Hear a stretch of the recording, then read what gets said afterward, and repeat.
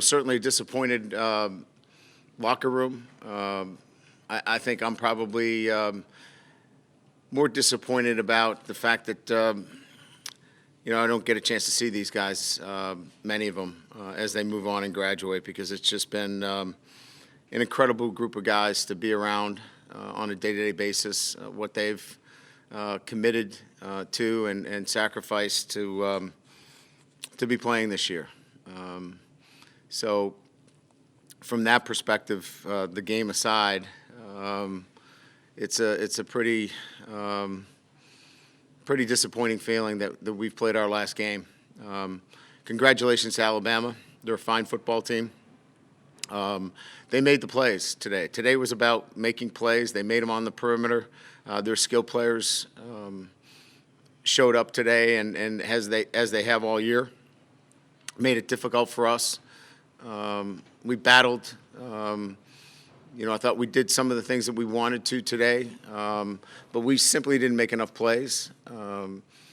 We're going to continue to battle, continue to recruit, and continue to put ourselves in this position to win a national championship. So, again, proud of my guys, proud of their battle, the way they battled today against a very good football team, and just wish we made a couple more plays when we had the opportunity.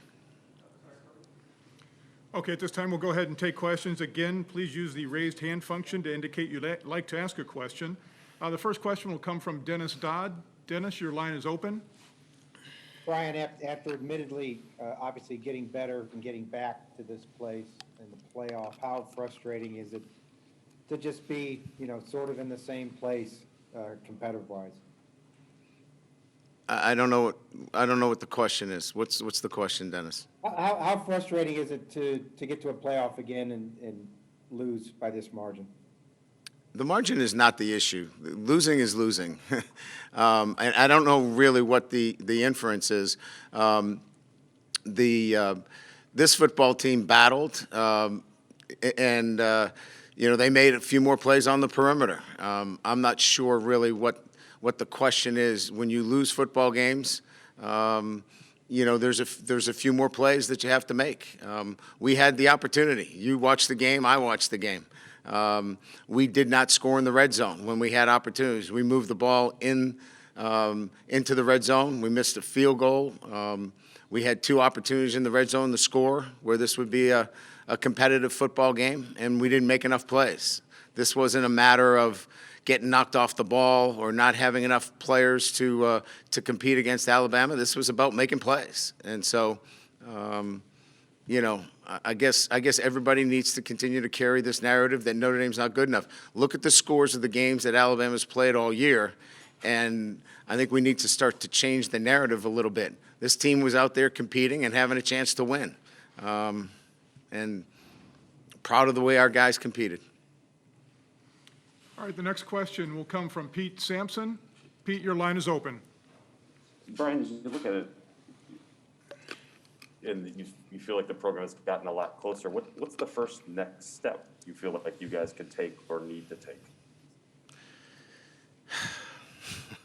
I don't know how I need to keep – I really don't want to continue to go down this path. We're going to keep getting here, okay? And we're going to keep banging at it. And you guys watched the game, didn't you? They made plays on the perimeter. They made some dynamic plays. They have the college football player of the year who made some dynamic plays. We battled. We were right there.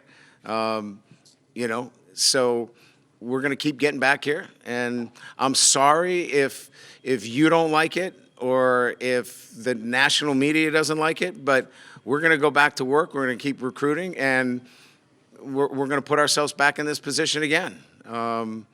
And I think our kids battled and played really hard and physical. We ran the ball today.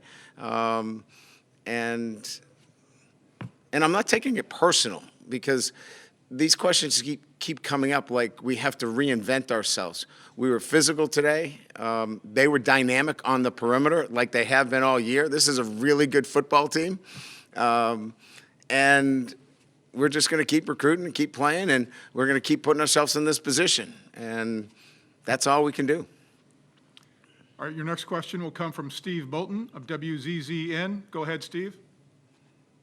Coach, congratulations on a successful season. Well, that would be nice if our local people would have felt that way, but they don't use any of those kinds of terms. This is always about, where our program needs to go. So I really appreciate that. Thank you. Yes, sir. I was hoping, since now you've played Alabama and Clemson, how do those two teams compare, Coach? Yeah, that's a good question. I think both of them have dynamic players on the perimeter. I think overall they're really closely matched teams. Both have explosiveness, I think, on the offensive side of the ball, I think defensively, I think that whoever really plays the better defense will probably have the edge. Now, I don't know, much about the Ohio State situation, and you didn't ask me, but that would be how I compare those two teams. Thanks for watching ESPN on YouTube. For live streaming, sports, and premium content, subscribe to ESPN+.